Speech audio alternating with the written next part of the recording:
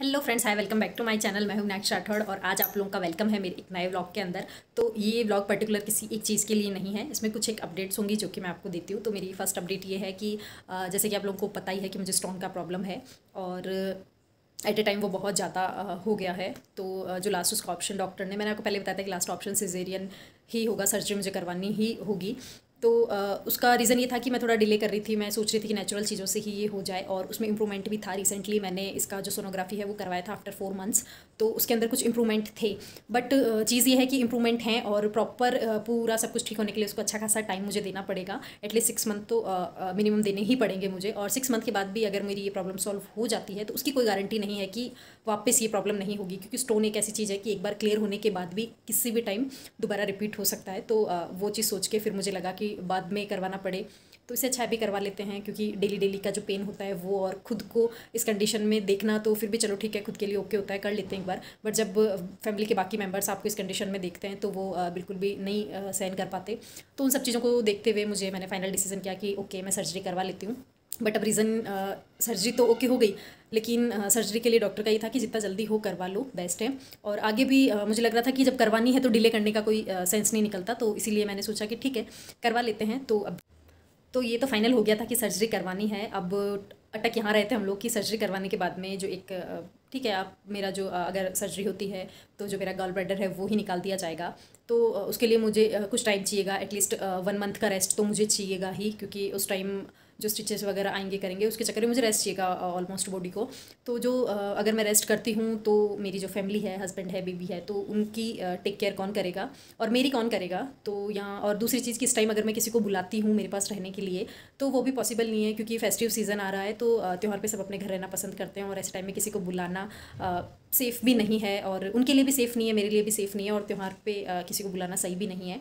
तो हम लोगों का कुछ काफ़ी टाइम से चल भी रहा था। हम लोग सोच रहे थे कि हम शिफ्ट कर जाएं इस घर से और थोड़ा सा जहाँ मेरे मम्मा रहते हैं उनके पास में कहीं हम लोग हमारा घर देख लें कोई दूसरा।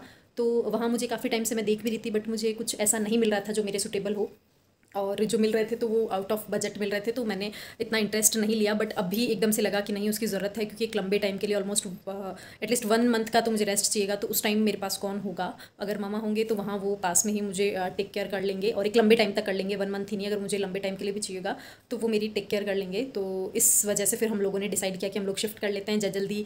इन ही विद इन 5 to 4 डेज़ के अंदर हम लोगों ने सोनोग्राफी भी करा लिया, ऑपरेशन का डिसीज़न भी ले लिया और शिफ्टिंग का डिसीज़न भी ले लिया।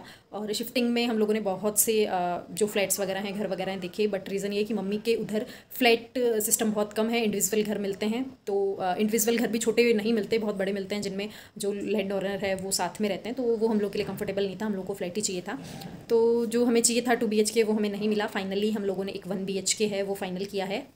तो जो रेंट है वो सेम है यहाँ का, यहाँ 4 BHK का रेंट और मम्मा के उधर 1 BHK का रेंट दोनों सेम है।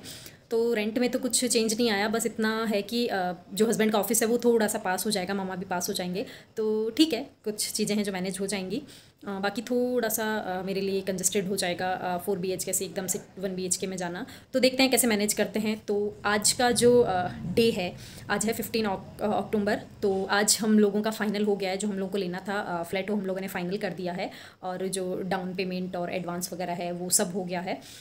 तो अभी उसके साथ साथ आज पैकिंग भी हो गई है। मैंने बहुत हद तक पैकिंग कर ली थी, क्योंकि तिथ के हिसाब से हम लोग आज भी शिफ्टिंग नहीं कर सकते हैं, कल भी नहीं कर सकते हैं, और उसके नेक्स्ट डे सैटरडे को नवरात्रा स्थापना है। तो उस दिन हम लोगों ने प्लान किया है कि हम लोग शिफ्ट करेंगे। उस दिन अच्छा दिन भी है, और मामा भी उस दिन के लिए बोल रहे हैं, क्योंकि हम लोगों को जो मेरी सर्जरी है वो इन्हीं नवरात्रों के बीच में करवानी है, जितना जल्दी हो सके। हम सिर्फ शिफ्टिंग का वेट कर रहे थे, अदरवाइज़ हम 1-2 दिन में ही करवा लेते, बट एक बार शिफ्टिंग हो जाए उसके बाद में हम लोग करवाएंगे।